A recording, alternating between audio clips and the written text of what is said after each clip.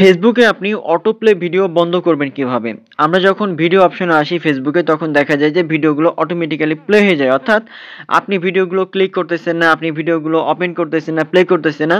তারপরে কিন্তু ভিডিওগুলো প্লে হয়ে যাচ্ছে। অর্থাৎ এভাবে যখন ভিডিওগুলো প্লে হয়ে যায় তখন কিন্তু আমাদের ফোনে যে ইন্টারনেট থাকে, এমবি থাকে এগুলো কিন্তু খুব দ্রুত কিন্তু শেষ হয়ে যায়। তাহলে আপনি প্রবলেমটা সলভ করবেন কিভাবে? কিভাবে আপনি আপনার ফেসবুকের এই ভিডিওগুলো অর্থাৎ অটো প্লে ভিডিও আপনি বন্ধ করবেন? সো এটার জন্য আপনাকে যেটা করতে হবে আপনার ফোনে ডাটা অথবা ওয়াইফাই আপনি অন করে নেবেন। তারপরে দেখেন আপনার ফেসবুক ওপেন করার পরেই উপরের দিকে 3 লাইন অপশন থাকবে।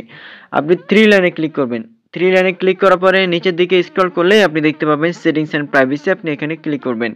এখানে ক্লিক করার পরে আবারও সেটিংস এর একটা অপশন দেখতে পাবেন। আপনি সেটিংস এখানে ক্লিক করবেন।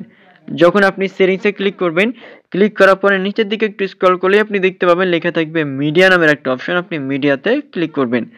যখন আপনি মিডিয়াতে ক্লিক করবেন, ক্লিক করার পরে দেখেন এখান থেকে যে অটো প্লে লেখা আছে, এখান থেকে মোবাইল ডাটা ৩ টা অপশন রয়েছে। একটা on mobile data and wifi, মানে আপনার ফোনে যখন মোবাইলে ডাটা থেকে এমবি থাকবে বা ওয়াইফাই থাকবে তখন এটা যদি সিলেক্ট করা থাকে তাহলে ভিডিওগুলো অটোমেটিক্যালি প্লে হয়ে যাবে।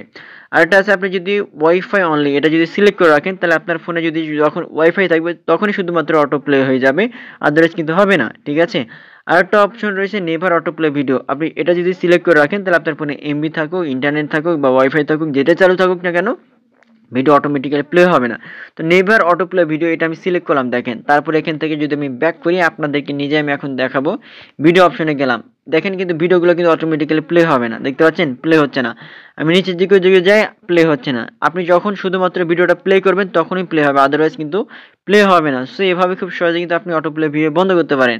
অটো প্লে ভিডিও যদি বন্ধ না করা থাকে অনেক সময় আপনি যদি ফেসবুক পেজ নিয়ে কাজ করেন তাহলে যেটা হয়ে থাকে আপনার ফেসবুক পেজে এই ভিডিওগুলো প্লে হওয়ার কারণে রিচ এনগেজমেন্টগুলো কমে যায়। এজন্য আপনি কিন্তু এটা বন্ধ করে রাখবেন। ঠিক আছে? সো এরকম ইম্পর্টেন্ট ভিডিও প্রতিনিয়ত পেতে অবশ্যই আপনি চ্যানেলটা সাবস্ক্রাইব করবেন এবং আপনার বন্ধুদের সাথে বেশি শেয়ার করে রাখবেন। ধন্যবাদ।